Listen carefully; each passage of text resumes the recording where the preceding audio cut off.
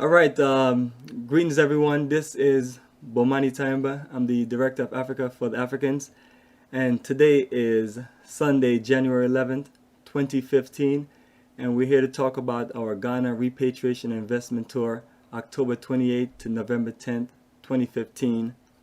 All right, and this is our first conference call of the year. And the purpose of these conference calls is to communicate with everyone that's interested in our Ghana tours, to share information and all they need to know, and to get everyone connected. Now, on what I've done over the period of time is I send a conference call email, and the conference call email have about 20 topics or so, and we usually just go through the topics. It's literally, for the most part, the same layer of topics, but every time we have a call, we go into different parts of the different topics. Certain things we might spend more time in than we did before. So the calls are always unique. So we let everyone know, just listen to all the calls, and that will keep you updated on everything. Now, the first thing I want to talk about is introductions. I'm the organizer of the tour and the tour leader once we get to Ghana. And along with myself is Ron Bizzle. Ron, can you hear us? Yeah, greeting folks. This is Ron Bizzle. Yeah, so I'm going to just give a brief introduction about myself, kind of elaborate on some of the things I talked about last time, and maybe just a little bit more, and then Ron is going to do the same, and then we're just going to go into the different topics. And to talk about us, I want to just go back to where I'm from, my background, and just go briefly through that. Bomani Tamba, born in Kingston, Jamaica, not as Bomani, but born as my legal name, which is O'Neill Brown, a name that I don't use much. I call it my government name or undercover name. Yeah, but Bomani Tamba is a rebirth, a reconnection from ancestral connection of our ancestors that were taken from the African continent and brought to the Caribbean. Yeah. And my childhood in Jamaica was very unique in Kingston. Lived there just 11 years, but this still, every time I go back, still remember a lot of fundamentals. And one of the things I really remember is just the culture. Being in a tropical environment, climbing the trees and getting the fruits, and and being able to just be in nature. And that's one of the things. And my family, we moved to Brooklyn in '88, and it's December, so it's very cold, and it's you're from a tropical land, and it's you're just trying to adapt. So it does never really sit well with me with the cold. Even this here now in Georgia, it's not that cold, but it's just not my environment. So you hear me talk about Ghana. That's that link right there. The tropical link. It's somewhere where I feel like I belong. So growing up in Brooklyn, I went to East New York High School of Transit Technology, where I studied electrical installation and practice, and that's my first main entrance into the technology world. Played soccer for 4 years, and just very quiet person, just not into much of this a lot of madness or anything. This person that's just focused on my schoolwork, and just a focused person that's about career, education, and just us taking ourselves to the next level. After high school, it's one of those things where where you don't get the kind of energy you need as far as the direction you're looking for. So not much career conversation in the family and things like that. But I was able to run into a Marine recruiter. I didn't join the Marines, ended up joining the Navy, but he kind of shared some perspective with me about opportunities, and just showed me different things that no one else shared with me, as far as fundamentals and using opportunities to kind of build something for yourself. So did 4+ years in the Navy as an aircraft technician. Got out, went to an aircraft technician school, got my certification. I got a position at a Delta-owned airline where I did aircraft maintenance for several years. And during that time, I went to the African continent in 2004 to Senegal and Egypt. And that's kind of brought up the string of how I got into information technology. And that was 2004, and that's when I got my first computer. And making those trips, I did a lot of documentation, pictures and videos. You realize that once you get the pictures and videos, you know, you live in a world now where everything needs to be connected to the computer, and you have problems with it and things don't work out. So you use your I use my background in as this troubleshooting aircraft technology to kind of build a knowledge of hardware and software, technical support type work, dealing with computers. That way I can kind of learn my work more efficiently. So getting into all of that in 2004, then it made me realize that I need to build a business in information technology. So in February 2005, started my business called Bomani IT Service and Consultation. Yeah. And just using my background of this technology, I was able to just kind of just learn fast paced, especially troubleshooting, because as an aircraft technician, you do a lot of troubleshooting, engines, equipments in the cockpit. So just learning those things and just building the energy. But in the early 2000s, doing a lot of study groups and reading a lot of conscious books and DVDs and just building strong energy here in Atlanta with other people, we started looking to connect to the African continent. And so the 2004 trips, those are my first two trips. I wanted to get a practical feel. And once I got to the African continent in 2004, I was never the same. So we mix the information technology with African tours, and that's what I do. That's what I've been doing for the last 10 years to now 2015. Now, over the period of time, I've traveled to Ghana a total of 9 times, and all 9 times we brought groups there ranging from 8 to 42, a total of about 180 different people. And we have some of the wonderful people that have traveled with us here in the past that's going to share a lot of wonderful information. Yeah. But family, I want to let you know that, you know, the background I have and the path I've taken as far as learning certain things, it only just get you stronger for our ultimate journey, and it's to make our reconnection to the motherland. A lot of things that we learn here, or a lot of skills or talents or intelligence that we have, we can use it to do wonderful things on the African continent. Some of us have never thought about retiring and never thought about investing in Africa and doing wonderful things. We're here to share with you a whole world of just different options and opportunities, and that's the energy I've been blessed with,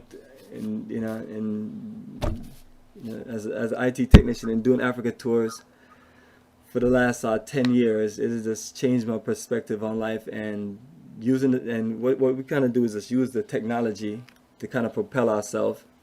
When you go to our website, you see high technology there, and it takes you to the Facebook page, the YouTube page, with the videos and so on. And that's our way to show people what's real. So family, I'm gonna break off a little bit and pass on to Ron. And Ron, I just want you to share a few basic things about your background, elaborate on to what we talked about last month. And then thank you. My name is Ron Bizzle. That's my government name. My adopted name is Ahmed. I'm the director of African Hands-On, which is a nonprofit based in Florida, community development company to transform West Africans for sustainable and small business. We train, educate in West Africa, primarily in Senegal and Ghana. Also, I've been an avid world traveler pretty much my whole life here in the last, since 1995, primarily West Africa. I've been involved in community development in that sense. I did all my education here in the U.S. I started traveling to Senegal in '95 and have contributed, part of my background has been 38 years in the travel industry also. I've done that professionally. And I'll just cut it off right there and give someone else an opportunity to speak. speak. Thank you. I appreciate you, Ron. Ron is a good brother, and I really appreciate his energy. Um, we met based on him seeing videos of Sister IMAHKUS and myself on YouTube in around summer of 2013, right? That's correct. Yeah, and he came on the journey with us and brought several of his friends, and we just kept on building, and he's one of the organizers now. Greetings, IMAHKUS. How are you? Hello. Greetings, IMAHKUS. How are you? Hi, this is IMAHKUS.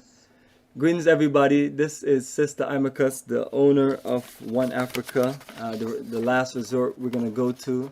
And she's also the ambassador on dual citizenship in Ghana and many wonderful things. And she's going to share a lot of things about her resort as we go on in this conference call. IMAHKUS, let's say a brief little hello to everybody. Hey, happy new day, folks. Happy New Day, Sister Queen give- IMAHKUS. Hey, give thanks. Give thanks. Happy New You, y'all. Queen, IMAHKUS, we just did, me and Ron just shared some basic information about our background like we always do. And so Okay. since you're another main person of this call, can you share some of your background as far as, what you do and where you're from and how you got to Ghana?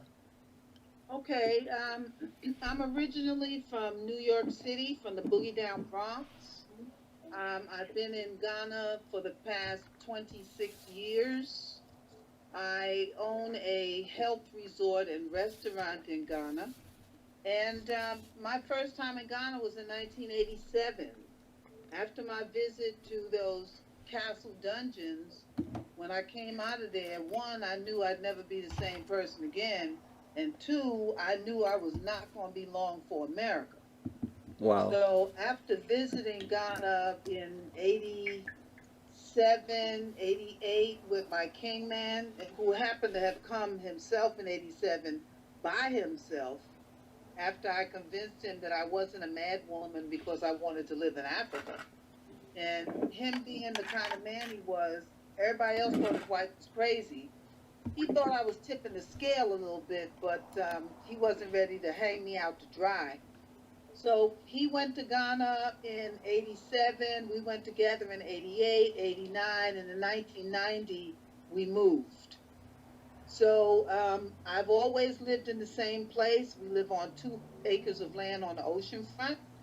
And my place is called One Africa. It's what I call it is a halfway house. Halfway between where you're going and where you've been. And our objective is to show people how to escape from America. I don't help people to get out of Ghana. I help people to escape from America. So it's been a challenge. I'm not going to say that it has been easy, but then anything worth having is generally not easy to acquire. And this is definitely worth having. It's a very spiritual place. It's a crossroads. People that you may not have seen for the past 25 or 30 years, you may run into them at One Africa. It happens all the time. And we have a restaurant. I quote my many visitors, the best food you will eat in Ghana is going to be at One Africa. So that's who I be. And I run that place with, I'm blessed, I have a son by the name of Shabazz, who originally came out of Atlanta, Georgia. He's our manager and holistics person. So as we go along, we'll be talking about the things that you'll need, and I'm sure Bomani covers it thoroughly. And we won't advise you to go take poison in order to come into Africa. Be rest assured that Ebola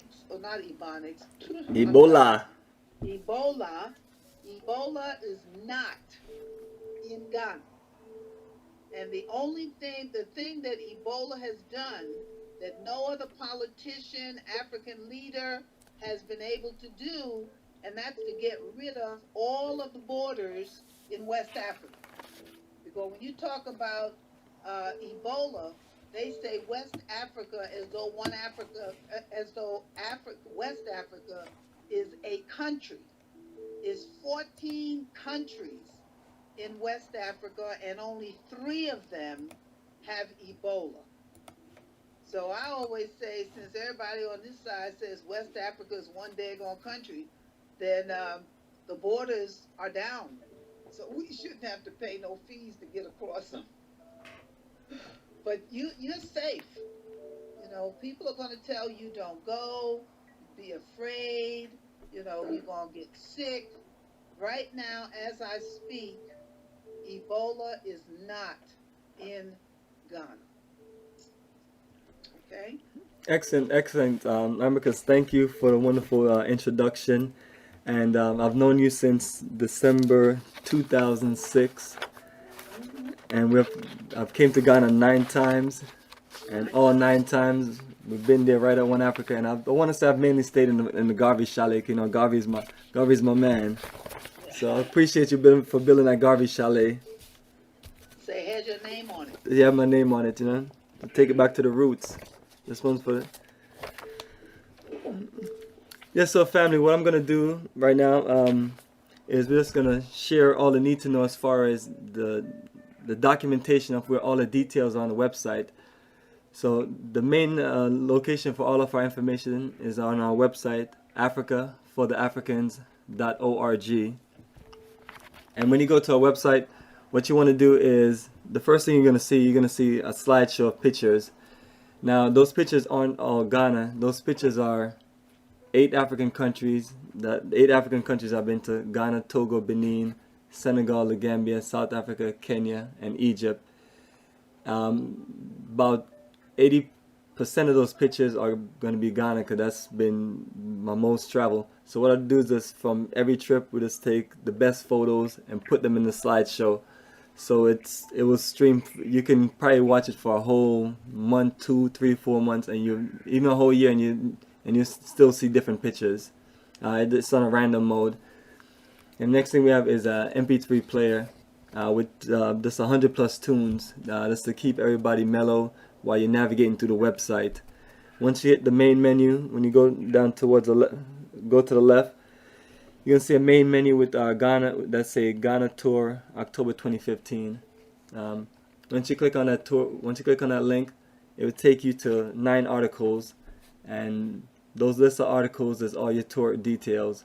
There's a full tour overview with the price of the different packages, land package or the full package, which include flights. Now you have a full itinerary, general terms, visa details, what to pack, culture, customs, key things to know, language translation, how to build your immune system, and preparation and departure lists, which is all the need to know before you go, which is mainly relevant during the time we're leaving or during the last 2 conference call.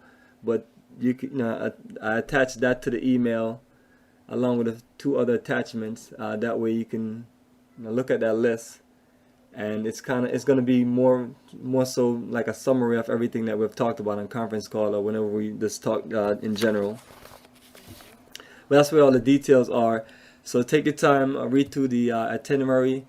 There's the links for all of the hotels. One Africa is towards the end of the itinerary, so you can click on a link, check our Facebook page, YouTube page, and learn more about what she does, what the family at One Africa does.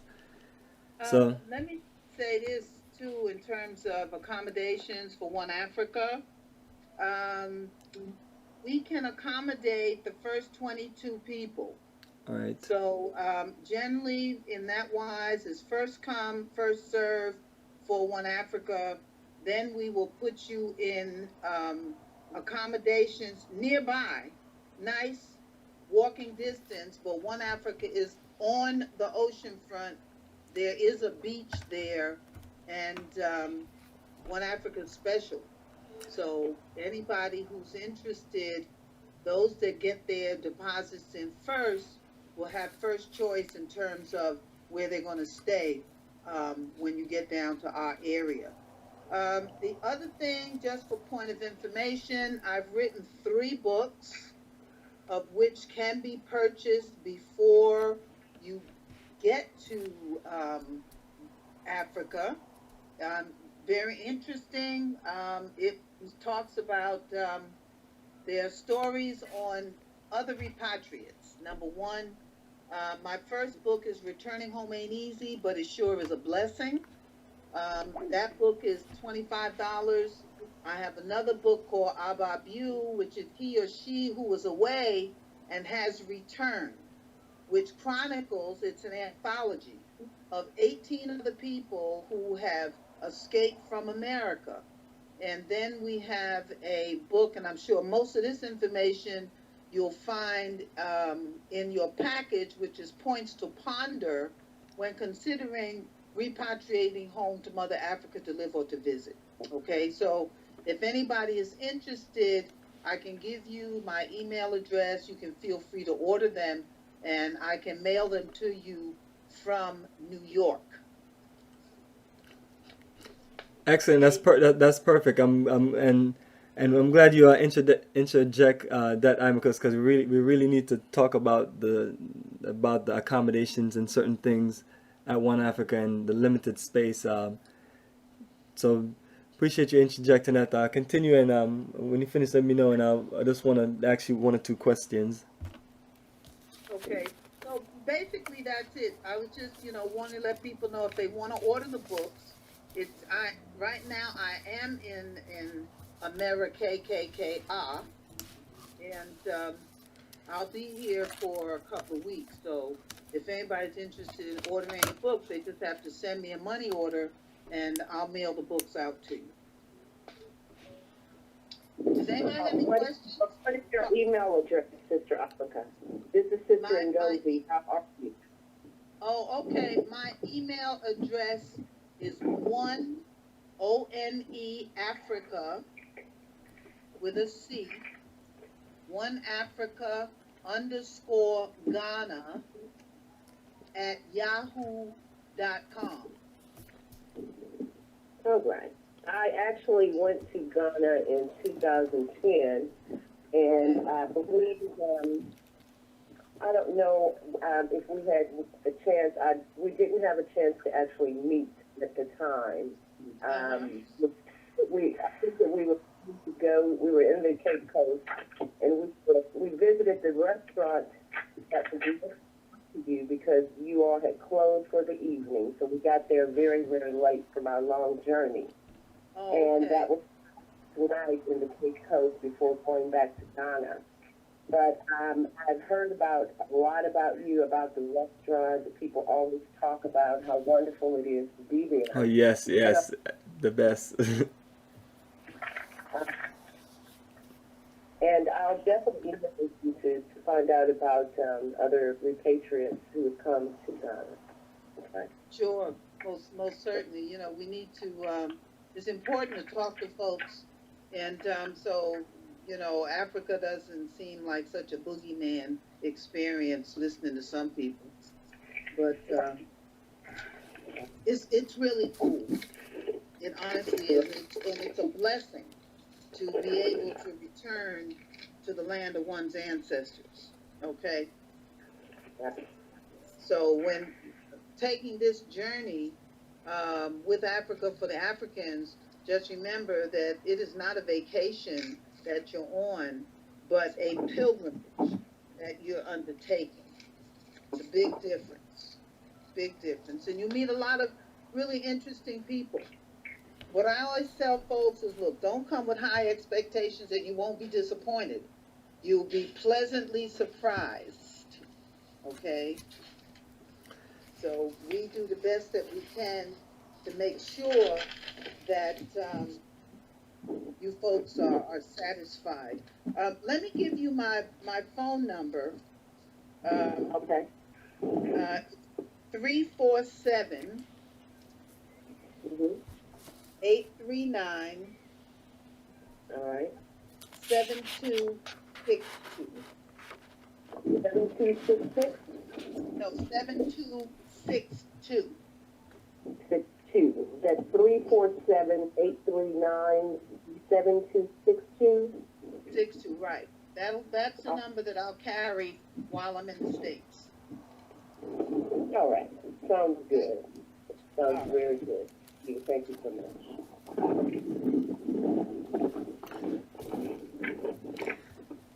Yes, and IMAHKUS, you mentioned what me and Ron was talking about during the last conference call, and I wanted to bring it up back again since we have more people on the call and different people also. Our group estimated range is going to be between 30 to 45, so it's going to be a big bus off us. And unfortunately, unless IMAHKUS start building chalets when she get back to Ghana, we won't have enough space there for everybody, unfortunately. But just like the flights and other accommodations, it's based on who pays their deposit first. Right now, I have a list of 1 to 8 people, and that's the priority list of who gets the chalets. And the last time we had this issue was in 2007 and 2008, and the people that went to the other hotels, they were upset at me, but it wasn't my fault because I explained to people that that's the way the situation is. So I'm letting everybody know like way ahead of time, and I have these calls documented so I can go play them back, and we can, just to make sure I'm not going crazy. But we'd like for everybody to be at One Africa, but realistically it's not going to happen. Just like my staff, I've explained to some of my staff that some of them are going to have to stay at the other hotel when we have a big group. And I think that in order of priority, the priority is to the visitors, and we'll exactly. put staff, the majority of the staff will stay someplace else so that we can accommodate the guests. Now, the other guest house that we will use is Almond Tree Guest House, and you can check them out online. They're really very nice. They're a Caribbean island couple who repatriated from England, and they have a very, very nice place. The people are very nice. So the thing is that you would take your accommodations, you will sleep at Almond Tree Guest House, but you will take all of your meals, your breakfast, your lunch, your dinners, and everything at One Africa. And at the end of the evening, after all the activities are finished, you will then go to your hotel. And you're welcome to hang out as long as you want to hang out. We ain't gonna put you out. Yeah, absolutely. And I have we'll have someone escort you back to the hotel. One of our staff members, whether it's assistant or security. So you have nothing to worry about. So the main thing is right now we have 8 people on the list, and I can probably take another 12 to fit in One Africa. And also right now it's only have 2 more. I have 1 more rooms for chalets. Go ahead. Let's see.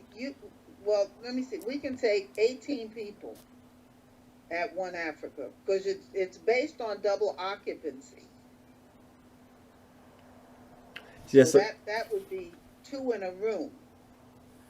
Yes, sir. And if you've got a friend and you all want to stay 3 in a room, we have a couple of suites, so we would be able to accommodate you. Absolutely, and that's we'll do our best to kind of make it work for everybody. But what I'm letting everybody know basically is that make your deposit before everybody else, and you'll be on the priority list. Okay, let me just say this up front, so don't nobody get there and talk about, well, y'all ain't got no television.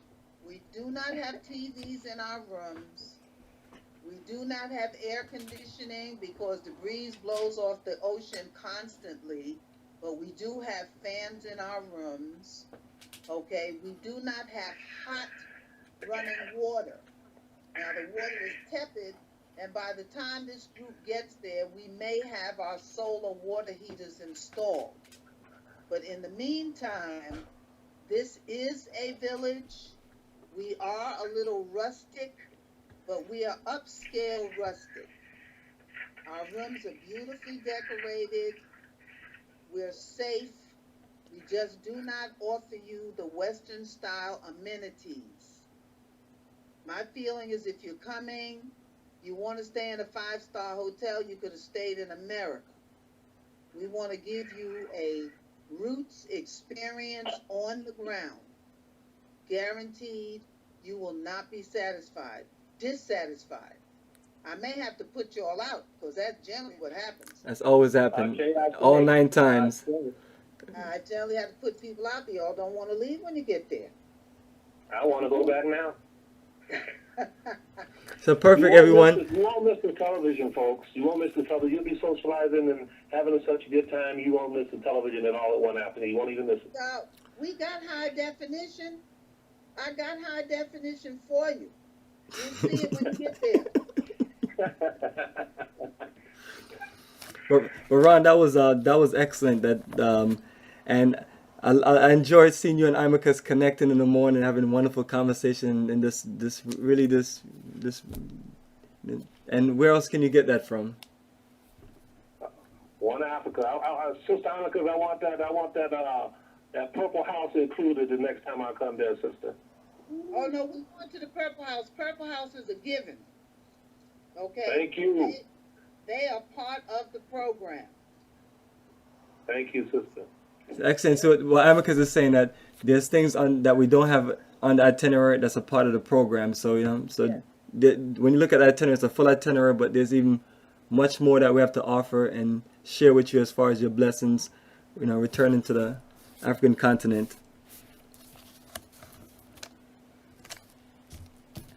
So IMAHKUS really, go ahead. And they shouldn't forget their names.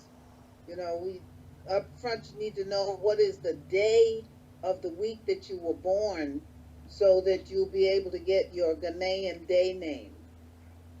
Yeah, and I might like to suggest if anyone is interested in knowing what their matrilineal or patrilineal line is, you can go to AfricanAncestries.com and they will be able to send you information to tell you where you came from. I am a Mende from Sierra Leone. I was able to trace my ancestry through my matrilineal side. Men, you can trace your matrilineal and your patrilineal side for your family. It's like $600 to do that and $300 to do one. But it's worth doing. So I wasn't upset when I found out that I didn't come from Ghana. I was just happy that I came from Africa and not Europe. IMAHKUS. Yes. This is Ancestry again, and I didn't mean to interrupt. I apologize for that. We do have a brother that should be on the line that does these ancestral. He does the genealogies for people. He's very, very skilled at it too. Brother Bay, are you there? Alexander Bay? Maybe he's muted his phone. Yeah, I muted my phone. I'm sorry. Okay. Can you tell group about the ancestral background that you have and how you are doing genealogy? Well, I got started with it doing my own family history, and I researched a lot of different DNA companies, and I decided to go with the autosomal DNA, and because it's what the FBI uses to exonerate people on death row, etc. And I also, I'm familiar with the Ancestry.com. It's a good tool. Not Ancestry.com, AfricanAncestry.com. Yeah, I use that for the census. Right. And there's also FamilySearch.com. It's actually owned by the Mormons, but it gets very expensive. That's just preliminary. Yeah. But I was able to find my ancestry in Morocco and also here in the United States. Cool. I need to talk to you so you can help me find my folks. Oh, yeah, I love it. I love it. Found it. Yeah. Well, I hope you took my telephone number, because I would be interested in my genealogy. Absolutely. Cool. Excellent. Appreciate you. Appreciate you. And let me get back into swing of things. Amicus, Ron, do you have any? I wanted to talk about one or two other things with Amicus about a resort. And yeah, one of the last things I was saying was I saw you and Ron just really connecting and some other people, and I love the way you're always available to take the time out to share information and connect with our people, and that's very unique, and more of us should do that, even though more of us don't. But that's one of the blessings you get at One Africa. Amicus is a walking historian. She's done many wonderful things, and you'll see her on the video, Through the Door of No Return, and also an African American Quest for Authenticity, and one or two other films. So you have we have a very valuable person that we're connected with, and I want you to do your best as far as if you're really interested in repatriation, just definitely connect with Amicus and make sure you put together a plan. That's what we talk about, Amicus, right? If you're looking to repatriate, make sure you have certain things organized, have a plan. Gotta have a plan. Just saying, oh, I'm getting the hell out of America. Well, that does not work. You definitely have to have a plan so that you know exactly. Because the thing is that we have to look at the immigration laws.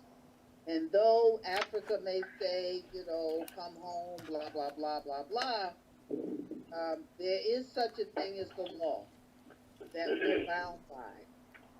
So, we need to know all of those ins and outs when we talk about leaving, because we need to also think about how am I going to take care of myself when I get over there? Because Ghana is not a welfare state. And if you get over there and can't take care of yourself, one thing about Mother Africa, she will chew you up and spit you out if you are not prepared. Okay? And that's real. So, and so if you have any questions, any kind of questions, my thing is that there are no stupid questions. There are stupid people who do not ask questions. Okay? Absolutely So right. if you have And no now way to ask me anything, the worst that'll happen is I'll tell you it ain't none of your business. Okay? But for the most part, if I don't know, I'll find out. That I promise you.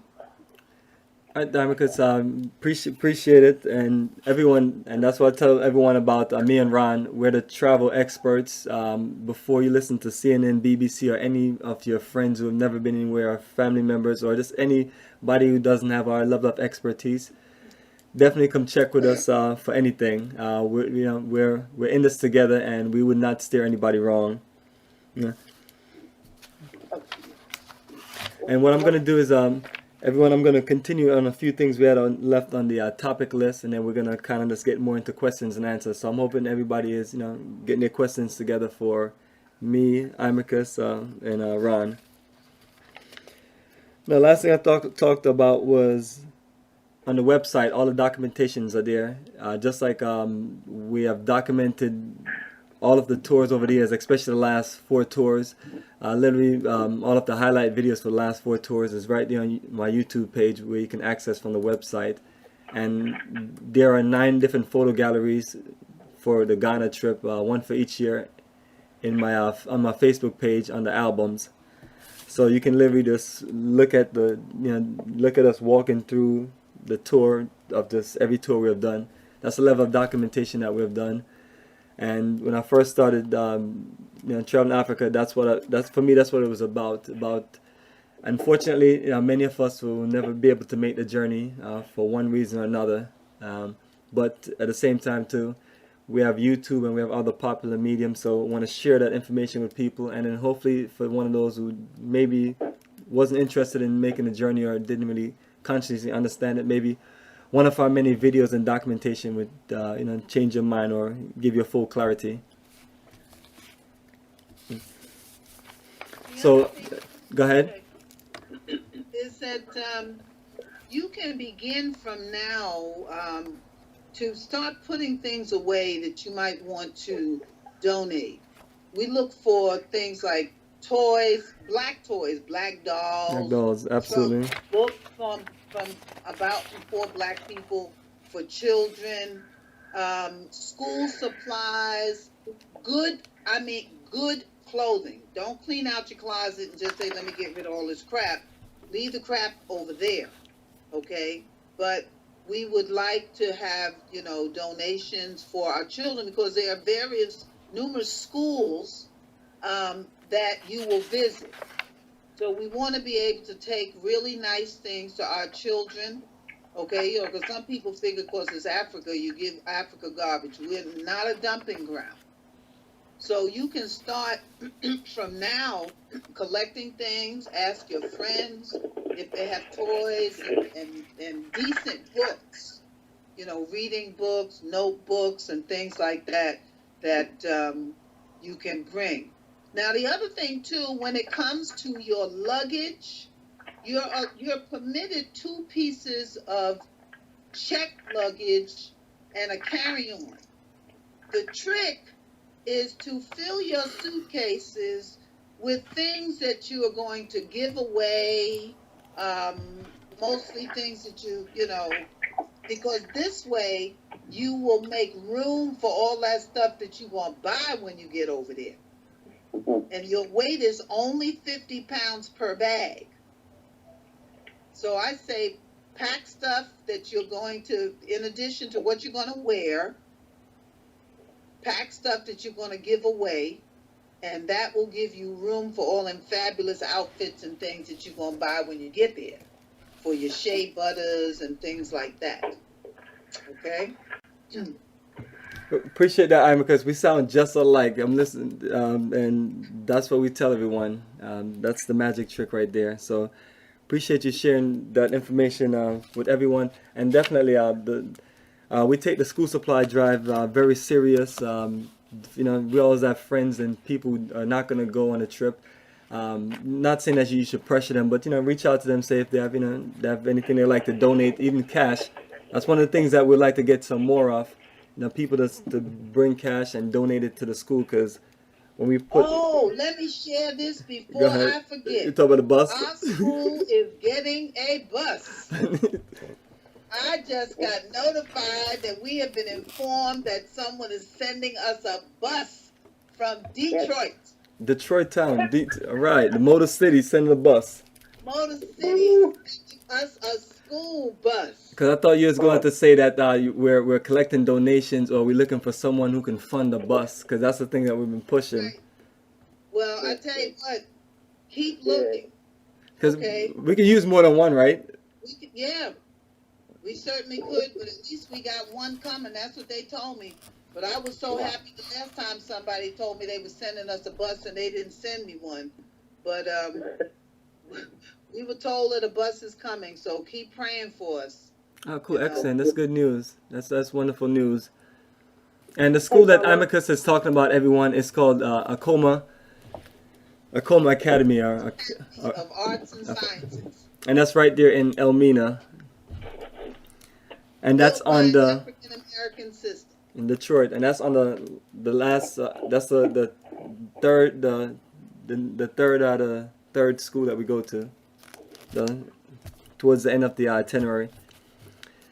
And family, I'm telling you, you're gonna love the energy of the children from the school. It's just completely this incredible, and the performance that they do is great. Someone was asking a question a little while ago. Go ahead, Ngozi. Yes, I wanted to mention one thing for sake of time. There are some things that people might want to consider before going, and that is to start building their immune systems up and do detoxes, eat light foods, before you come. You want to start doing those things. And my experience was that I did not take a malaria shot I took meat and I ate a lot of garlic and cayenne during the time I went to go before I started going, and even when I got there, and I never had any problems. I did bring a net, you know, to secure around my room because being on the Cape Coast, you know, near the water, the mosquitoes are a little bit, you know, they get bad near water. But still, you was in the net, and it shouldn't be a major. Has mosquito nets. Oh, great. So if you're coming to One Africa, you won't need a mosquito net. I mean, you can bring it for the others. The worst will happen is that you won't use them, and you can leave them. We can donate them to a village. Okay, good. And also, in points to ponder, and I believe that Bomani may have it set up in the information that he's giving, we have a formula for preparation for coming into Ghana. It's a vitamin regimen that we recommend that you begin to use. You start using it about 4 or 5, I mean, you can start from now, but you know, from 4 or 5 months after coming into the region, you start this vitamin regimen. And it was given to me by an elder homeopathic practitioner about 17, 18 years ago. She's been coming to Ghana for 25 years, and she has never had malaria. And neither has anybody else that's followed her regimen. So what you're saying, sister, is definitely very important. Start to build your Absolutely. immune. That's right. Absolutely, and that's what we talk about in these calls. Is straight up just being prepared for the journey in every aspect. So what I'm going to do, I'm going to run through a few things, and we're going to open everything up, and I'm going to reach out to different individuals to share certain information. Next set of things I want to talk to everybody about was the Delta Airlines ticket. We need to get everybody deposited in as soon as possible, so we can. Right now we have a group of 8, and we need more people for our group booking. So we generally need to lock in our group booking by February. So once you're on the website, for those who haven't registered, you go to the main menu and click on register, and then you can fill out the details. And then also right in the same area on the main menu, there's payment options that give you the different options you can make a payment. And if you have any questions or you're not clear on something, you can call me anytime. I'm usually just in and out of meetings or appointments, or just making my way around doing work. But nevertheless, I'm always flexible to talk. So if I can't get you, if you don't get me right away, just leave a message or shoot me a text. During this, during the time of you getting ready for the tour, many questions and things might come to you. So it's one of those things where we just keep on, as we go along, we just keep on communicating and sharing details. So the Delta Airlines ticket is set up to where everyone will be able to have their own log-on, and you can change seats, add meals, and you can just literally see your entire itinerary. And usually we have that available for everybody by mid or by the end of August, as far as that's usually when we pay for all of the tickets altogether. Right, and talk about flights. One of the things I want to talk about was the visa. I sent everyone out a visa email, and on the visa email it has attached on it is a visa requirement, a blank application, my application, where you can just use it as an example and fill out. And also I attach what a multiple entry Ghana visa look like. That way everyone understand that you need a multiple entry visa to travel to Ghana. If you are going to get a single entry visa, we only recommend you get that during the end of August or the beginning of September, because that visa is only good for 3 months. A multiple entry visa, I've seen to where the Ghana embassy give you from anywhere from 1 year to 5 years. But basically, if you got that visa now, it'll be good at least until a year from now. So basically, when you go to Ghana, and you'll be fine. And if you decide to go to Togo, Benin, or if you decide to fly to another African country or do whatever, you're able to come back into Ghana with a single entry once you enter Ghana. That's it. And then that's it, because once you leave, that visa is no longer good. So I just wanted to share that with you, and also just wanted to get IMAHKUS and Ron perspective as far as the visa, and then I'll reach out to one or two other people who have gotten I, multiple visa. I would suggest that with the visa, that you don't need to get your visa to Ghana more than 3 months in advance. Especially because, like they say, you get your visa, you have three, and they change things all the time. They'll say, okay, you have 3 months from the date of issue to use the visa. So you want to make sure when you're applying for the visa, okay, what is the time span? Like, you're going to be traveling in October, then by August, you can get your visa. Now, that multi-entry visa is going to be good for several reasons. One, just in case you may decide that you don't want to go back with the group and you want to go to another country. Well, with the multi-entry visa, you can go out and come back in. You can also use that multi-entry visa anywhere from 1 to 3 to 4 years, depending on what the consulate will give you. The amount of time that they give you is at their discretion. Some people might get a 5-year multi-entry. Somebody else might get a 2-year multi-entry. It is strictly at their Discretion. Your discretion. Okay. Because I'm glad you brought it up, because I called Ron one day. I was like, Ron, we got to find this out. I was like, I'm trying to call the Ghana embassy, and I was like, I'm trying to find out from them how long is a multiple entry visa, because we looked all over the internet, all over our paperwork. We couldn't figure it out. So Ron eventually got in touch with one of the embassies, and they explained to him exactly what you said, because at their discretion. So usually what we see is 1 to 5 years. I've gotten 2 Ghana visa, and I've traveled to Ghana 9 times. The first visa I got was for 5 years, and the last one I got was for 5 years. And I've been able to travel, at least 4 times on each visa. So that was a blessing versus keep on getting another visa every year. Right. So if you want to get the multiple visa, entry visa, you might as well wait till, like Sister Amaka says, wait till 3 months out. That way you can use it to come back, or you might fall in love so much with Ghana, which you will. If you want to travel back a few months later, you can do that. It's your discretion. The regular visa is very, you have to really watch yourself with that regular visa, because it's the date of issue, like Sister Annika said. You have to make sure you cover yourself with those dates, because as soon as they issue that visa, it starts clicking. Right. Absolutely. Absolutely. And the reason why we really need everybody to get their visa, like at the beginning of summer, is in reference to our ticket. It's one of those things where we have gotten into issues where we've bought tickets for people and they don't get visas, Right. and then they can't travel. So, but if you're gonna get it at the beginning of summer, definitely make sure you get a multiple entry. And if you're gonna get a single entry and that's what you're gonna do, make sure you just give me a call and talk with me, and we'll make sure we do a reminder for you to make sure you get it at the proper time and everything. But it's just not recommended, because there's too many things that happen. We had one gentleman, I'll give you a great story. He traveled with us, we were there in Ghana, and then somehow I heard about a few people being offered trips to go to Benin. I think it was the government was covering them. And one gentleman, he went. If he had a single entry visa, it'd have been a whole different issue. He'd have to go get another visa, because he wouldn't have been able to come, wouldn't be able to come back into Ghana. And the same thing too, we got stuck at the border with 2 people having single entry visa once we went to Ghana, Togo, and Benin, and we came back.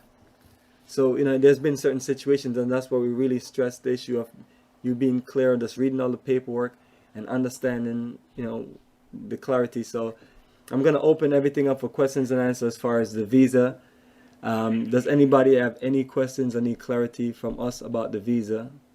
Okay, one thing, Bomani, before you get that visa, you have to deal with this passport issue, passport visa. The passport, if you don't have a passport, you need to get that done. Work on that now, as soon as you can. And any of these things, go ahead. And the other thing too with that passport, if you have a passport, they require that you have at least 5 blank pages. Okay? Otherwise, you will not be able to get your visa. So you would have to get additional leaves put into your passport. So you need to have at least 5 blank pages. And if you get a new passport, they offer the 2 different types. I don't think there's a cost difference, but I think there's 21 pages and 42 pages if you travel a lot. So take that option on your application. All right, cool. Family, does anybody have any questions about visa or anything that myself, Ron, or Amicus have spoke about? Visa is, this is a very important subject, so I want to spend some time getting questions. All right, so everybody's shy on that one. That's fine, but if you haven't gotten a visa email from me, just send me an email or send me a text with your email, because I don't have everybody's email. But if you register, I'll have all your details. Go ahead, Ngozi. I just have a question. I'm looking at here, and it says that I got my visa 2010, but it says my expiration 2019. Be careful. That might be the expiration of your passport. What the visa say as far as multiple entry is, it will give you in months. It will say 1 year or 60. Mine says 60 months. Single entry is crossed out, and multiple entry is left. It says 60 months. So you have to calculate the time from when you got the visa until the last of that time frame. So let me know. Does yours say 60 months? Well, it doesn't say the amount of months, but it does say April 2019 is the expiry date. Now, is that your passport That's the passport expiration. or your visa? No, that's things inside of the passport. All right, you have a multi-entry visa for Ghana? It's the single entry because we have to scratch out. Oh, at what? A single entry and multiple journeys and scratch out. Okay, then that's a single entry visa. The visa is no good, my sister. And you've already traveled to Ghana before? Yes, You in 2010. need another visa, and that's why I You want. need another visa. And that's why I want everyone to communicate with me when you get your passport, when you get your visa. That way we can compare information. And as a matter of fact, I want us to communicate before you even send the visa package out. Everybody, if you can please do that. That way we don't make any mistakes.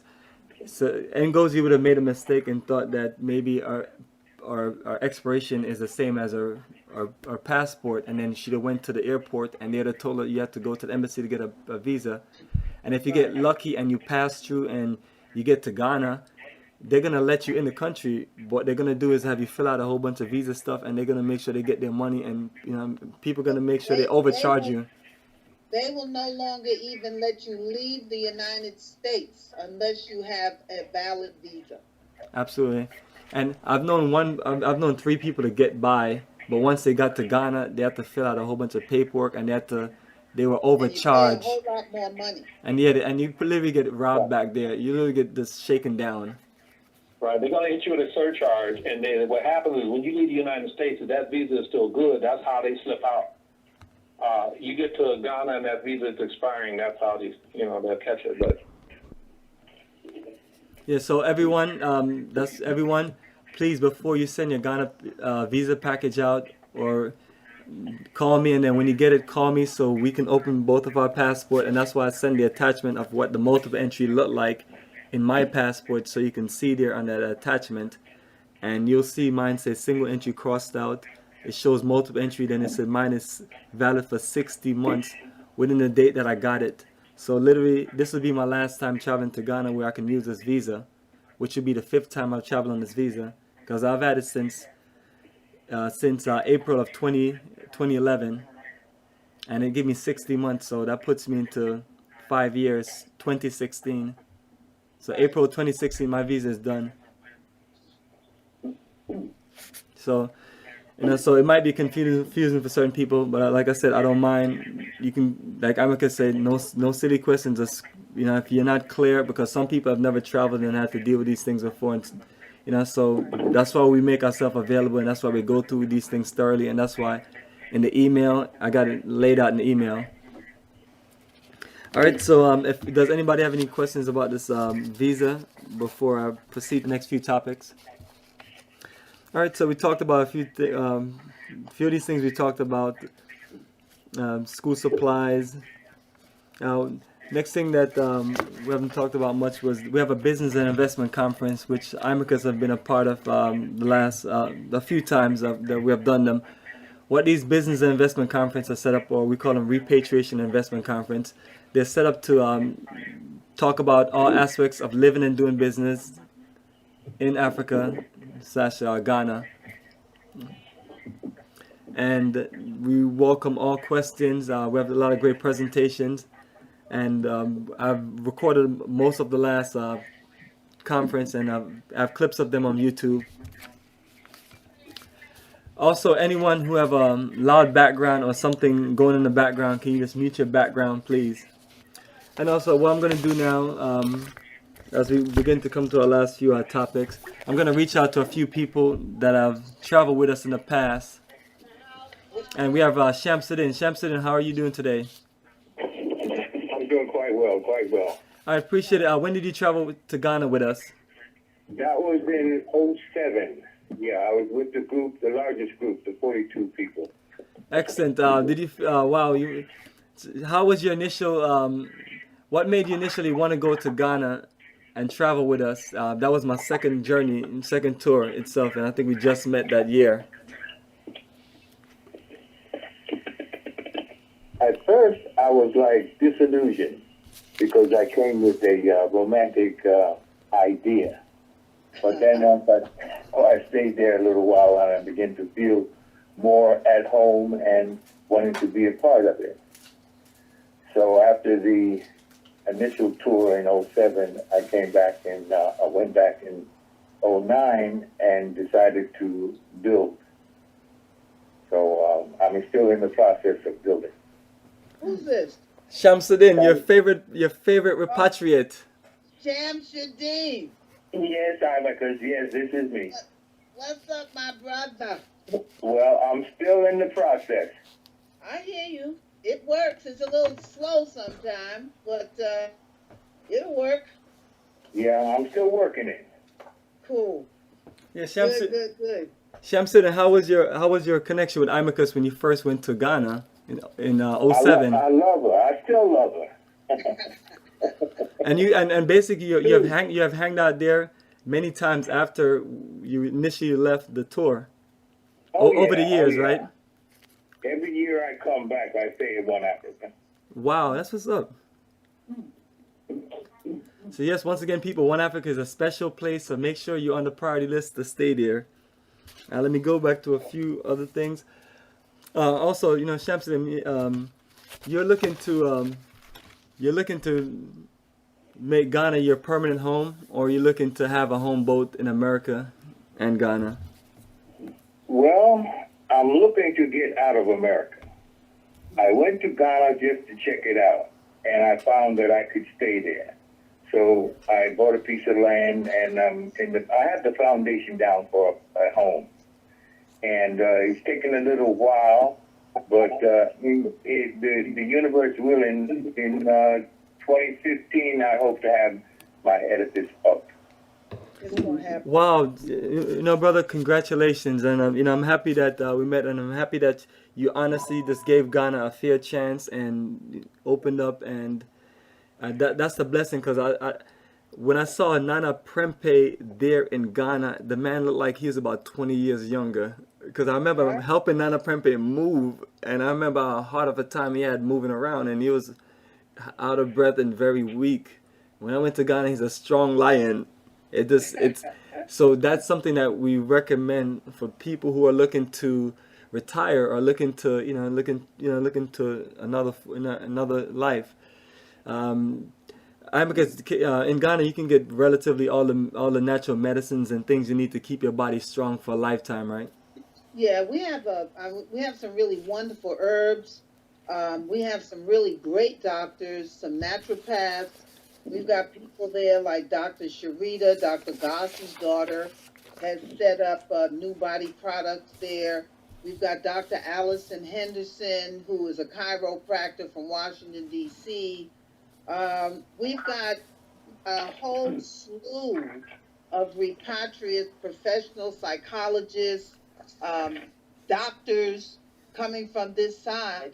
So, and we have some good Ghanaian doctors. We also have a lot of Cuban doctors. But for those who are interested in other services like reflexology, Reiki, massage, clay baths, and things like that, we got people over there that do it, that were trained over here and have repatriated. I'm telling you, you get everything in Ghana. Ghana is heaven. You'll love And it. you can bring your munchie kind of stuff with you if you care to, but you can. We got supermarkets and malls. I hate malls, but we got Yeah, 'em. not a mall fan either, but yeah, so I'm not a, you're not I'm missing not a beat. pervert. The lifestyle that you want, you can achieve in Africa. You just have to be open and understand the culture of what you're going into. What I want to do, Hello. go ahead. So, Hello, this is Tracy Doy. I have a question about education. If you're in the medical profession, do you have to take your board and things like that all over again once you go to Ghana, if you want to move to Ghana? If you want to, If you have a, yes, like I'm a histologist. I'm a histologist, and we got to get certification here in the U.S. My question is, when you decide to move to Ghana, do you have to take your boards all over again? well, I'm not able to answer that question, but what I would suggest is that when you're in Ghana, that we arrange for you to visit with the Ministry of Medical, okay? Mm-hmm. That you Okay. visit with the medical department, okay? You can go and see, and they can answer any of those kind of questions for you, all right? Okay. And the other thing too is that coming from America and you're interested, let's say you want to come to Ghana to live and work, if you got a position with a, say, multinational company or through an embassy or something like that from this side coming over there, you would, one, earn more money, number one, and depending if you wanted to teach at one of the Ghanaian schools or the international schools are where you will get better returns, okay? Okay. Because the job market over there is not the best. It's not, trust me, you do not want to work for the kind of money that they're going to pay you. Okay. But you can go to the Ministry of Medical Services and they can answer those kind of questions for you. You can also look at private hospitals in Ghana, okay, to see what kind of salaries they offer. But look at companies here and see who has, what kind of businesses they have in Ghana that can cater to what it is to your qualifications. Okay. Okay? Okay, thank you. all right, cool, excellent. Appreciate you, IMAHKUS, and excellent questions, Tracy. Also, anyone, if your background is noisy, please mute your phone or just mute your background.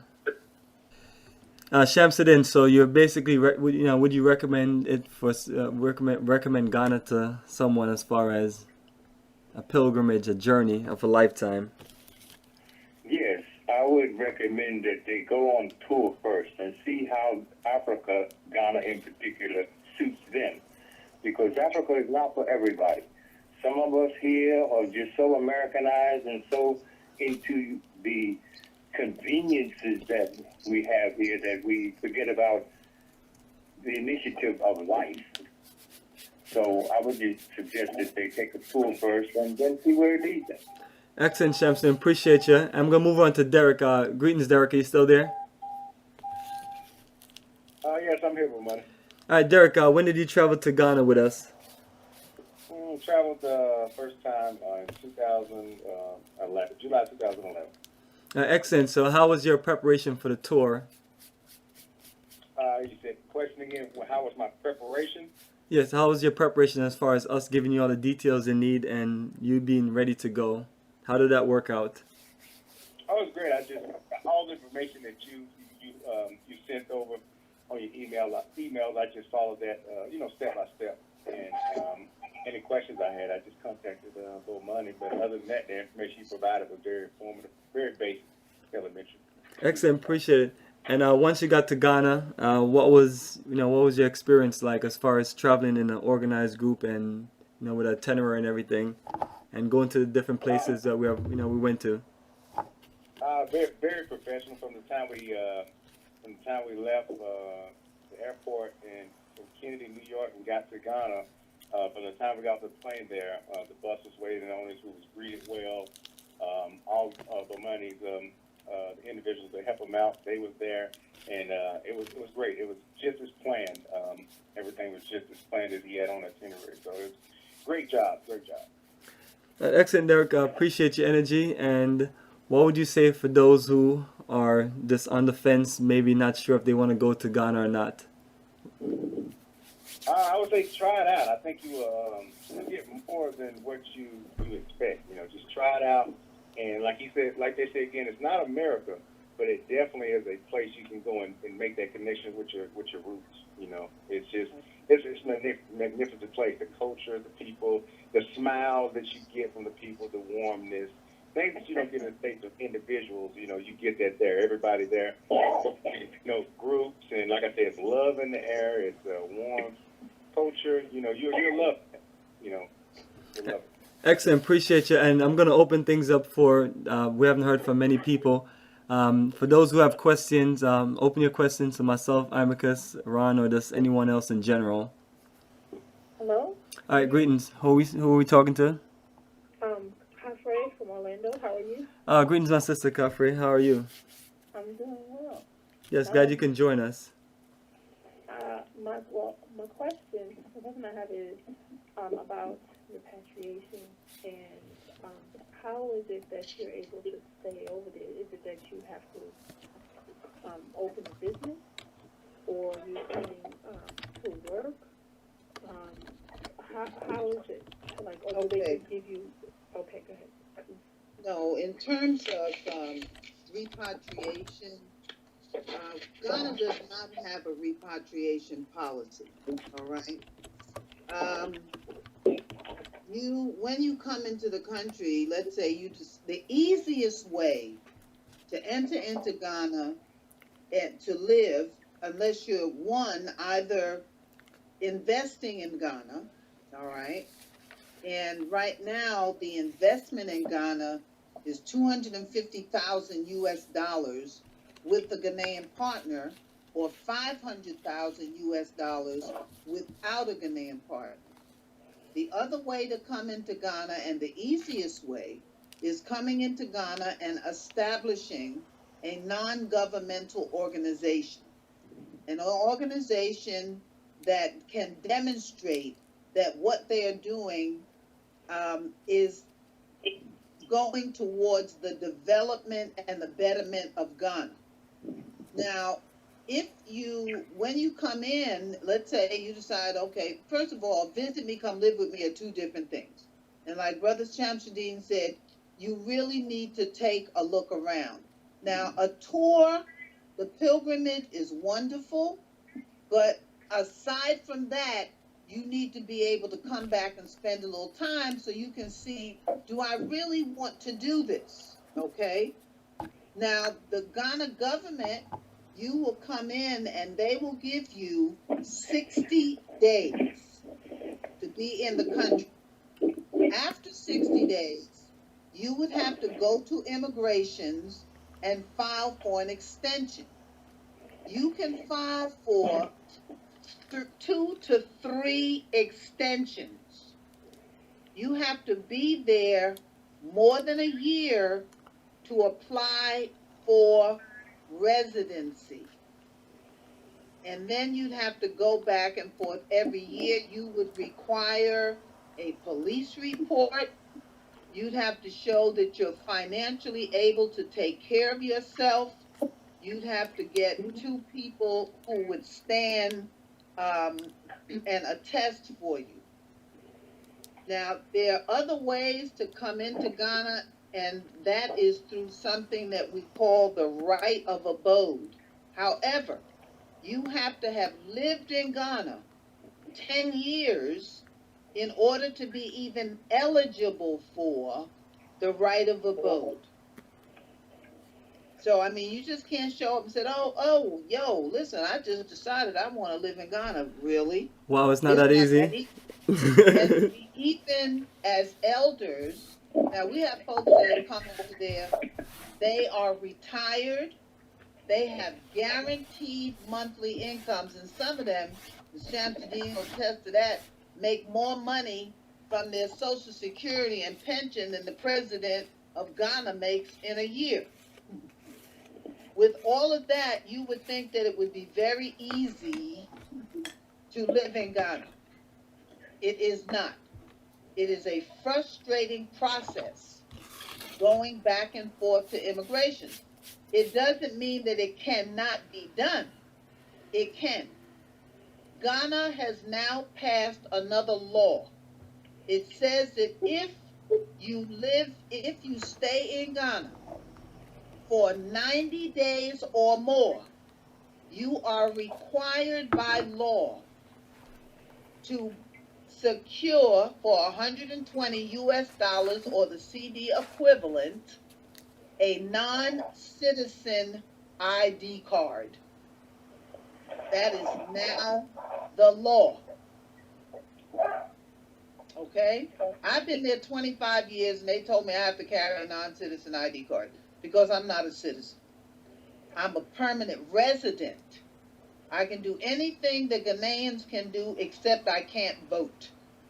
I can't vote, and I don't have ECOWAS status. ECOWAS status allows me to cross any West African border without having to pay a visa fee. So if I want, what I have to do is that I have to naturalize. I don't lose my citizenship. I would naturalize, and at that point, I would have dual citizenship. Ghana does not offer dual citizenship to any Africans from the diaspora. Wow, Amicus, what if I marry me a nice Ghanaian princess? You will not get dual citizenship. Wow. It's not that easy. Okay? Now, the only ones that have dual citizenship in Ghana, or the only ones that have dual citizenship are Ghanaians, Ghanaian Americans, who are resident in countries like America that recognize dual citizenship. If they live in a country that does not recognize dual citizenship, they would come in, Ghanaians, through the right of abode. And they don't have to go through all of that stuff about proving that you've never been arrested and all the rest of that stuff. Okay? So no, and the only African Americans there that have dual citizenship are those who have naturalized, and there are not many. And at what point do you become naturalized? Well, after 10 years, you can file for naturalization. That's the right of abode. No, that's not the right of abode. Okay. The right of abode says the following. One, you have to have lived in Ghana for 10 years. Is that Right. continuously? Huh? Is that living in Ghana continuously, or can you go back and forth for 10 years, The thing is that, and I checked that, and they said you can aggregate your time. Okay. Let's say you spent a few months here, you've been in Ghana for a year, you left, and you came back, so you can aggregate your time. Okay. For the right of abode, as I said, have to have, let me find a power surge, my thing's going out. You have to have lived in Ghana for 10 years. You have to prove financial worthiness. You have to have two people, a lawyer or someone acceptable by the government to attest to you, for you. You cannot have been convicted of a crime and served more than 12 months in prison. You're ineligible for the right of abode. Okay? Excuse me. If you were convicted of a crime in Ghana? No, if you were convicted of a crime in America and served 12 months or more, you're ineligible for the right of abode. Let me say this. There's only one person, maybe two, that I know of that is approved for the right of abode. Okay? Only two people. Now, when you naturalization, they want you, one, to go through most of the process that I just explained. They want you to speak an indigenous language, and I protest that. And the reason I protested is because English is the official language in Ghana, and I speak. Okay? Mm-hmm. That is my position, and we are arguing that through the Ministry of Internal Affairs, the Ministry of Foreign Affairs. So you have to show a bank book, own property, get references, all of that. And the process for naturalization can take anywhere from 2 to 10 years to be approved. Amicus, really definitely appreciate you breaking that down. It's yeah, family. It's very deep, and you know what Amicus is going to do. She'll keep on just sharing more details with you. Especially when you come to Ghana, and it's just it's so much we can share with you, as far as that. But those who are really interested in repatriation, make sure you just give me a direct call, and we'll make sure to get some clarity on a few things. We don't want to scare you or shake you up, first of all, but we want to just be clear and honest with you. Anybody have any questions about what Amicus is talking about? Just want to give one or two other people a chance to, and before we move to another topic or connect with somebody else. So it's better to, this is Tracy again, so it's better to try to purchase a home and get a business before you actually move to Ghana or try to move to Ghana. No. It's better that you visit Ghana first. Come on. And see whether or not Ghana is where you want to be. Realistically. Right. Realistically, because you're talking about, okay, you want to buy property, build a house, and all the rest of that. I mean, you're not talking about $10,000. You're talking about several $100,000. Yeah, so you got to make sure your spirit is connected with the country and everything. So that's why we put together the Journey of a Lifetime to take you around the country. And we have a few different land sites we're going to go to. Because we have to make sure, what I want to do is make sure we get some good time to go around Nana Penny up the land site property. Yeah, And Nana Penny's got a land site. And you mentioned several people have built new homes there, right? And we got a few other places where Prom, where people have built, and they have communities. Okay, we have communities in Cape Coast and various other areas, the central region. So that's our goal, is to share with, let you when you come on the journey, you can connect with people who are there that are freshly repatriated. Most of what I like to keep on our itinerary, and Ron, you remember that experience. You kind of point this out, that what we do on our itinerary, we make sure we go to a lot of places that are owned by our people in the diaspora, along with Ghanaians. That way you get a true African connection. Right. Yeah. And that will, because if you're really looking to live and do business there, just you check out the vibes of the people that live there. You're gonna meet many of them. And our tour is specifically set up, it's called the Ghana Repatriation Investment Tour, because repatriation is it was really the future of what we're pushing. I would love to see more of us there living and doing business and really working together to build strong. And that's one of the things is we don't really get the respect or get the acknowledgement from the government and certain other officials or entity like we should.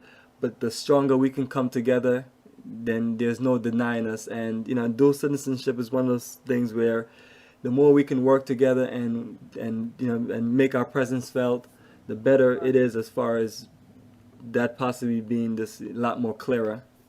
Right. Okay. Thank you. Is it true that the money in America is about the same as the money in Ghana as well? That's true. The thing is that the money in America, in Ghana, is called CDs. Mm-hmm. And the only people that want CDs are Ghanaians. You cannot use your CDs anyplace else. So let's say, for example, you got CDs and you brought them back to America. Good luck. You'd have to hold them until you went back to Ghana. Or you can just mail them to us. You can mail them. But here, let me say this in terms of your conversion of your money. Traveler's checks gets the lowest rate of return. Wow, I didn't. Traveler's checks, a lot of people don't want traveler's checks. I always recommend that you bring hard cash in denominations of 50s and 100s because that gets the best rate of exchange. When I left Ghana, the rate of exchange was 3.9 to the dollar. So that meant for every US dollar, you got 3 Ghana CDs, 9 pesos. You can tip using pesos or use dollars. You don't need to bring a whole lot of $1 bills because nobody wants them. Okay?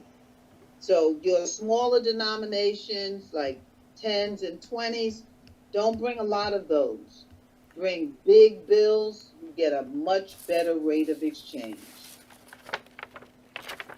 Excellent. Appreciate you, Amicus. And these are like fundamentals, and we're gonna keep repeating these things because these are what really get you set up. As much as we talk about bringing big bills, we always have 2 or 3 people that brought a whole lot of 20s, and then they realize that they end up losing a lot of money when they convert it because you do get a lot less money for your $20 bills versus your 50s and 100. That's right. And to be honest with you, if you carry like a few hundreds of dollars in 20s, you losing a whole lot of money. It really adds up. Sister Amicus, what was the rate when you departed from Ghana? What was their rate? It was 3.3, 3.4, something like that. All right. Still great. Yeah, Excellent. It's not bad. That's pretty good. Well, it's good for y'all to bring dollars. That's CDs. Exactly. And Imacus is always looking to trade with you, so bring the big dollars and trade with her. $50, I'll trade you. All right. What I want to do is I've got a lot of people on my screen here, but we haven't heard from a lot of people. All right. I'm gonna start calling on folks. Nahisi, how are you doing today? Yes, I can hear you. How you doing today, brother? I'm doing well. Are you ready for Ghana?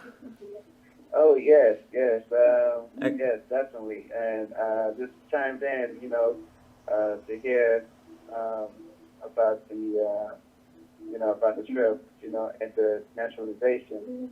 I'm really interested in that, as well, and to hear the sister explain it, thoroughly is definitely a benefit, to what I've been, learning myself, as far as naturalization in Ghana. Excellent. So you're ready to join the journey this year, October 2015? Oh yeah, 2015. I'm there. Yeah, we're definitely there this year. All right, perfect. I would love for you to get on the priority list at One Africa. One Africa is our highlight, and as we've been talking about throughout the journey, and it's just based on whoever make their commitment first. So Well, definitely, definitely let's keep in touch on that. And I want to know if you have any questions for IMAHKUS, myself, or Ron, as far as organizers. No, not right at the moment. You and I have talked on several occasions, about the trip. So basically, just getting everything in order. All my paperwork and documents and everything I need, in order to make the trip this year. All right, cool, excellent, thank you.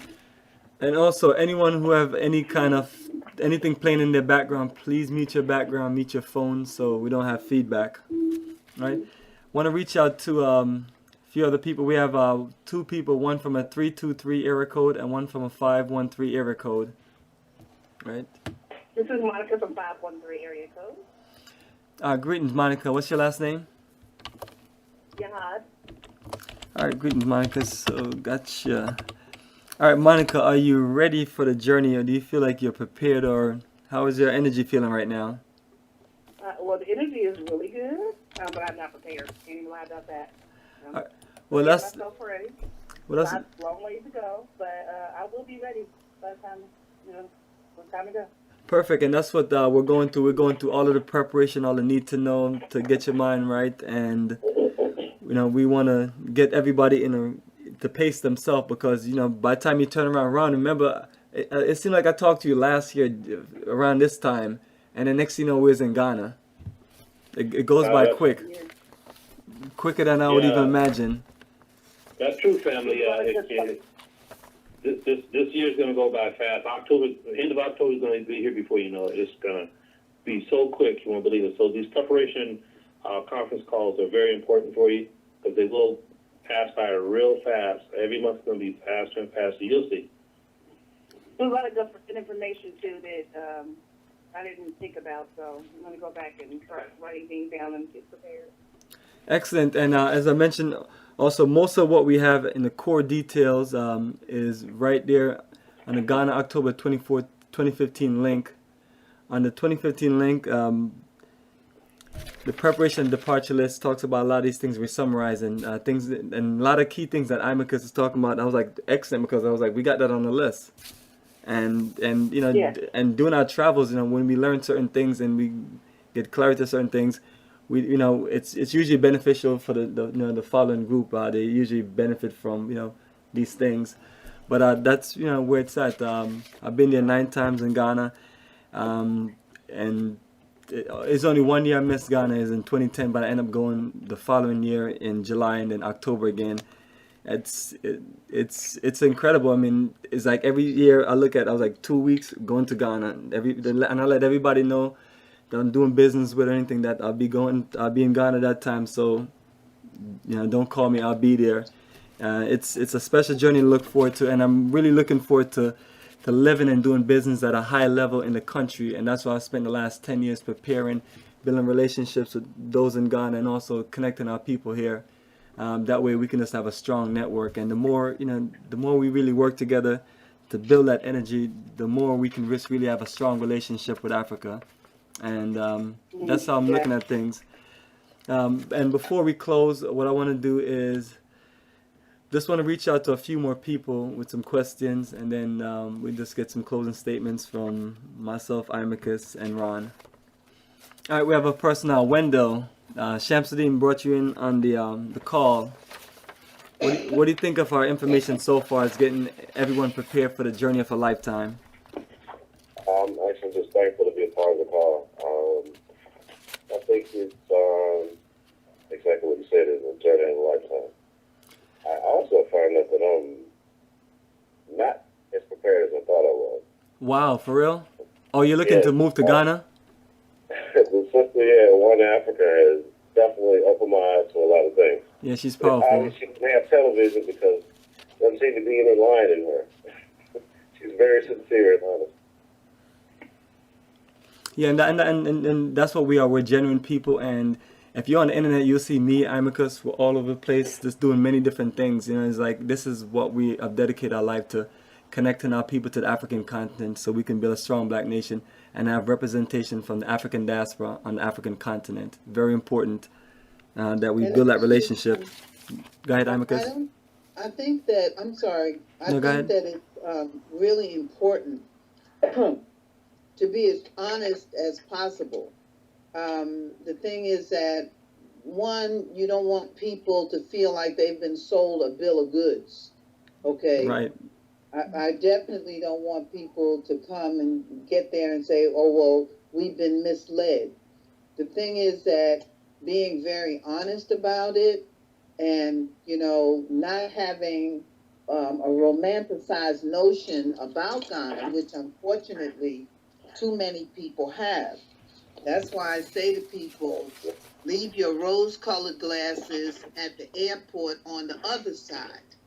Don't bring them over to Ghana. Okay, and remember that one, you know, like Bomani, we call it a tour. I call it a pilgrimage. Okay, my thing is slash pilgrimage or pilgrimage slash tour or tour slash pilgrimage. Okay, it's an eye-opening experience, and it Right. will be whatever it is that you want it to be. Right. But we have to look at things realistically, okay? And we have to share. Yeah, we have to share as much information as possible because some people are going to be making life-changing decisions. Brother Shamsuddin is on the line. He can attest to that.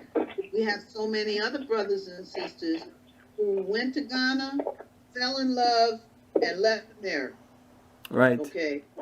It has not been a smooth transition.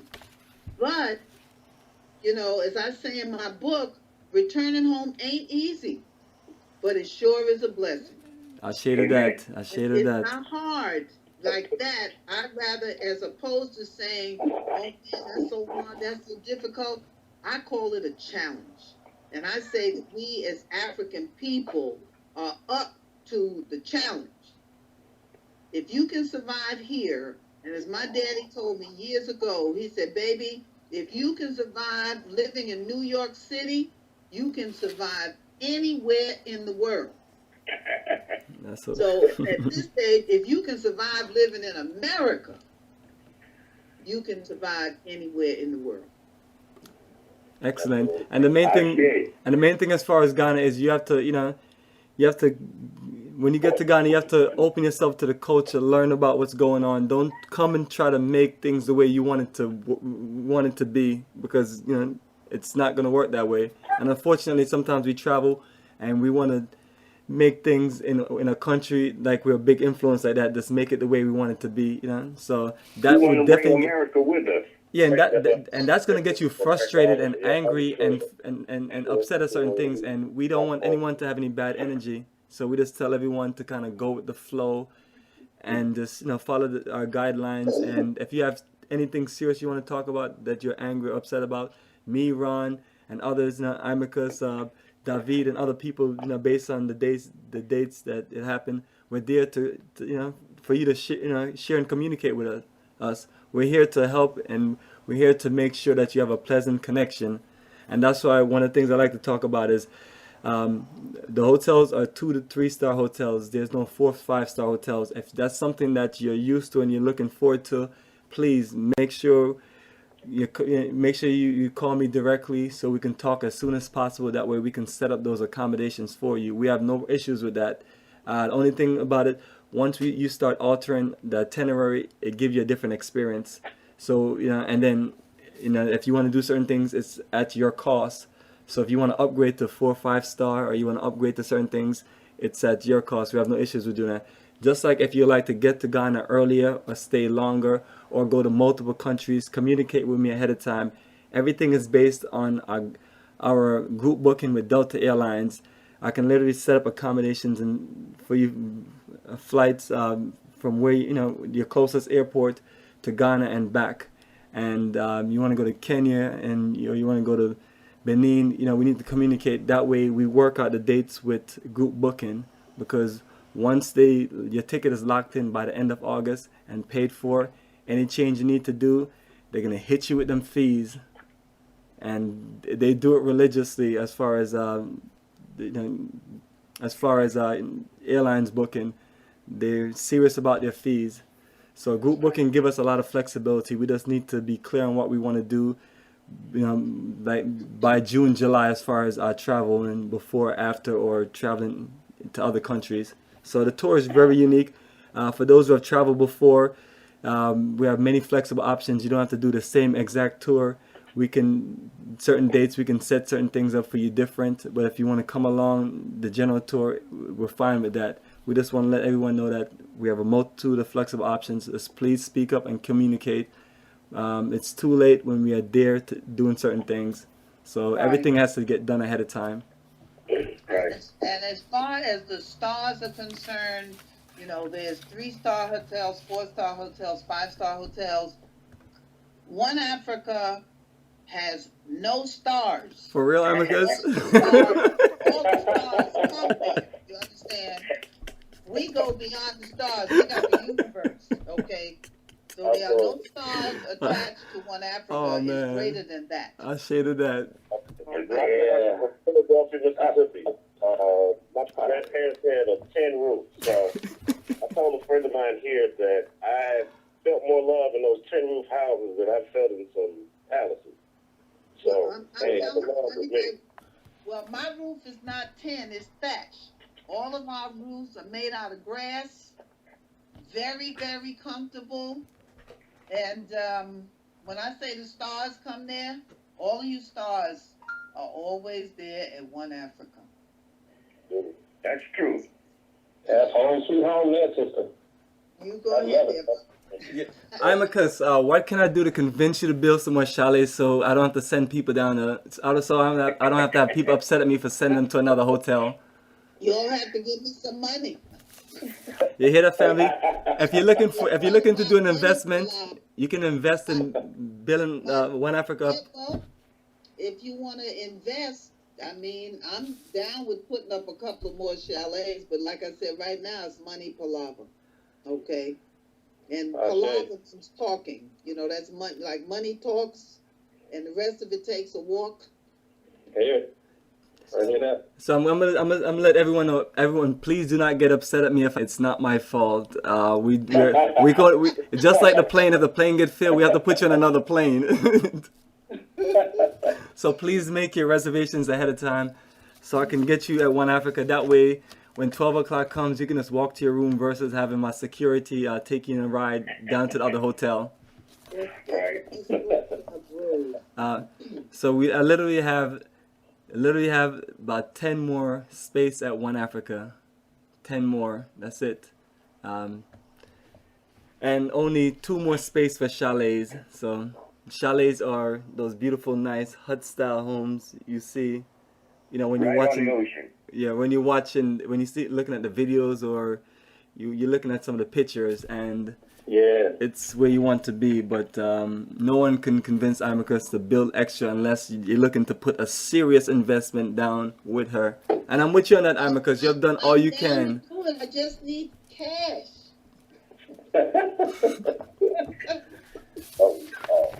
I build cheap. All right, cool. My deposit's in. I'm staying with her. Oh, Monica, I got you. Sister, you are so in them chalets.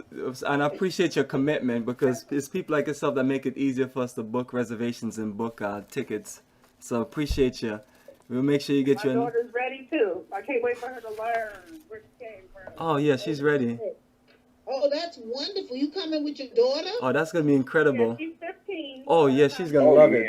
16. I've already called the school, and they know she's going to be gone in October. Next week. Fantastic. That is so wonderful when the family. That's great, sister. That's great. Yeah. That's So a I'm having great some studies before she comes. We're going to study together.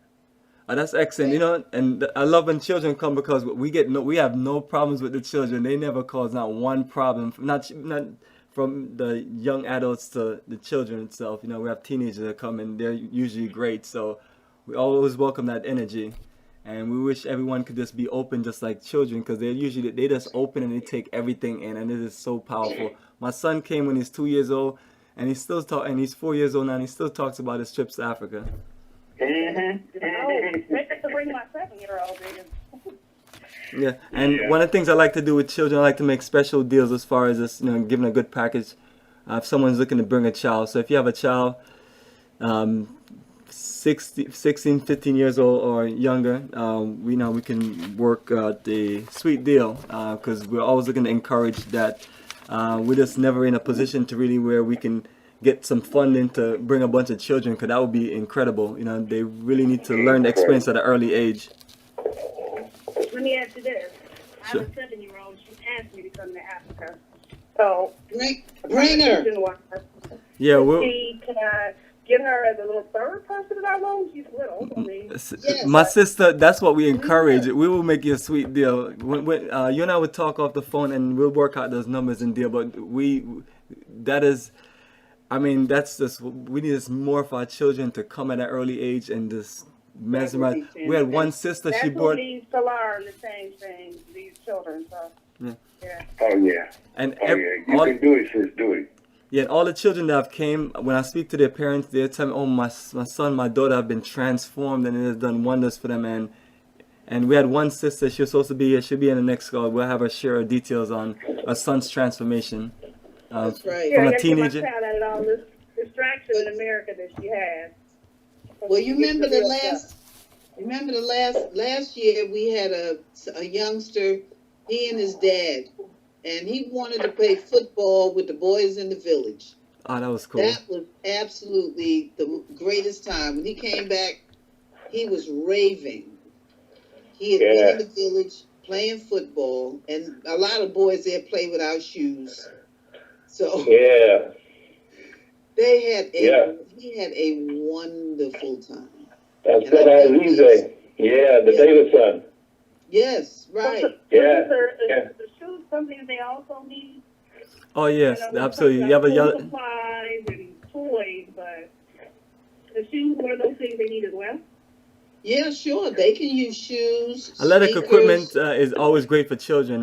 We have a lot of children that play sports and they don't have the adequate athletic equipment. Even when I was in Jamaica when we was growing up, we used to do the same thing to play soccer barefoot. And it's if someone can contribute and help, that's wonderful, because a lot of times some of our children just don't have access to those things that everyone else have access to. Something simple as a soccer shoes or a real basketball or a real soccer ball.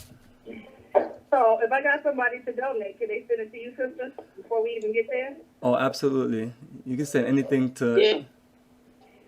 What you'll do is that Bomani, they generally do all the collecting of goods and things and put them together. It would be cheaper to do it that way than to send it individually. Yeah, because what we do sometimes is, even if we have to pay for an extra bag, we're just, or even if sometimes we have people travel one bag and we just use that. But whatever we collect, our goal is always to work it out to bring it. And by the grace of our Creator, every time we have an overflow of things, we always get to at the airport somehow. So if you have an overflow of things, you can always send them here, or if you're in the local area, I can meet you, or just, we can definitely work it out. Right. Okay. All right, everyone. Appreciate everyone's energy, and I've taken everyone well over our call. So if anyone has to go, definitely understand. I'm trying my best. Great conference. Yeah, I'm trying my best to reach out to everyone. I have 1 or 2 people that's still shy, which is fine. So I want to get some closing statements. Ron, can you just share some information with our callers as far as the reason why they should jump on this deal and start their journey of a lifetime?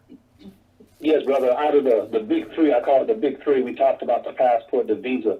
The other important issue that we have to deal with, probably next conference call over, it's very important. You're not going to get into Ghana without it, is the yellow fever issue, or the medical waiver, or the waiver.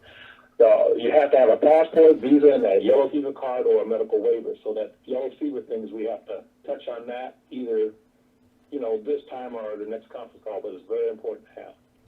And for me, I'm waiting for y'all to get there. I'll be there. Right now I'm traveling. In fact, I'll be in Atlanta, Florida, and California over the next 6 weeks. Can you talking repeat about, your number again? my number is 347-839-7262. Thank you. Okay? And in closing, just let me say that I don't think that you will be, I know you won't be disappointed. And those folks that want to bring their children, it is a wonderful experience. For we can take 3 to a chalet. What we would do in that case is that we would put an extra bed for the third person. Excellent, Amicus. I appreciate all your energy and you sharing all of the details to get everybody ready and everybody to understand that One Africa is that special place that they want to be at. So I'm glad I was able to get you on, get you on the call so you can, give everybody kind of heads up on many things. Right. And we'll be talking more and more. And like I said, if you have any questions, any concerns, then just feel free to ask us. Okay? We've got telephone numbers. Call us. I mean, people are going to put pressure on you once you tell them that you are going to Africa. And they are going to put pressure on you. They will beg you, please don't go. They will cry. Some of them will roll around on the ground. However, Yeah, she's right. I'm telling you, Because they think they're doing you good by telling you not to go to Africa. I had a group of 25 people. I had a group of 25 people that came right after Bomani's group, and they started with 25. They wound up with 10.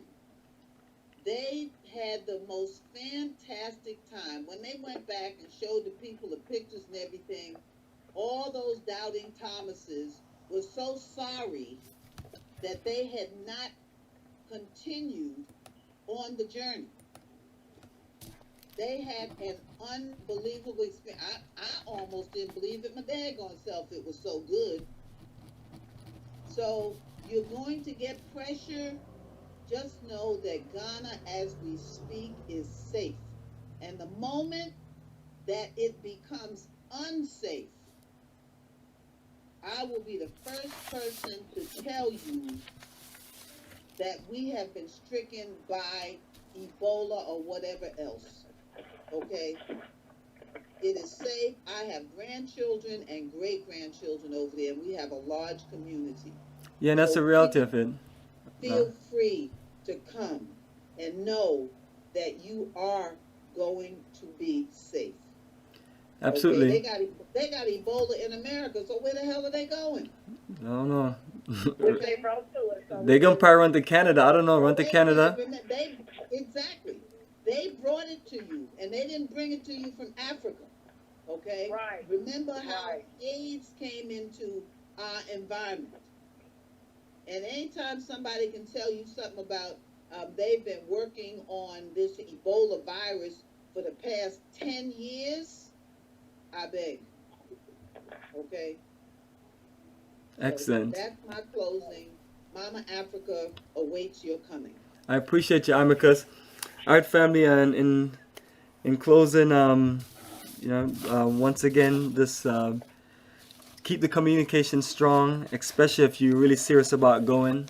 And we send out. Go ahead, Shamsuddin. Go ahead. Let me say, those who are serious about traveling for any length of time in Ghana, fortify your immune system. That's right. just a safety precaution. Fortify your own immune system. That's right. That's right. I could appreciate you, Shamsuddin, and anybody else want to say something before we just close out?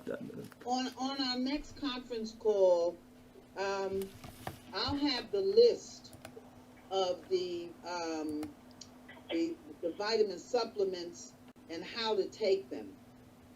That'd be great. If you don't already have them in the package. Cool, perfect. Our next one is February 15th. Are you going to be in the States?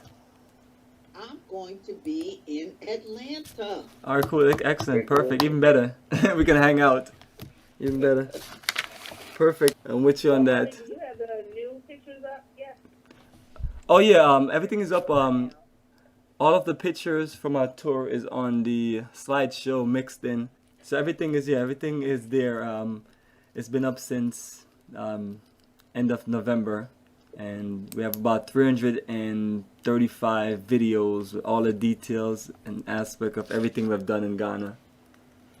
So you have plenty of documentation to look at, and the main thing is when you're looking at information and you're going through things, just jot questions down. That way we can talk, with more clarity on whatever you're looking to do or whatever you have. So family, appreciate everyone's energy and everyone's time. We've doubled the call, but that's fine. It's just a lot of valuable information, and we'll keep on just reiterating the information. And by the time we get to the journey, everything is clear and you're ready to go. Because once you're in the journey, like we say, no complaining, just go with the flow. That's right. Well, good night, everyone. Listen. All right, good night, everyone. You take care and appreciate your energy.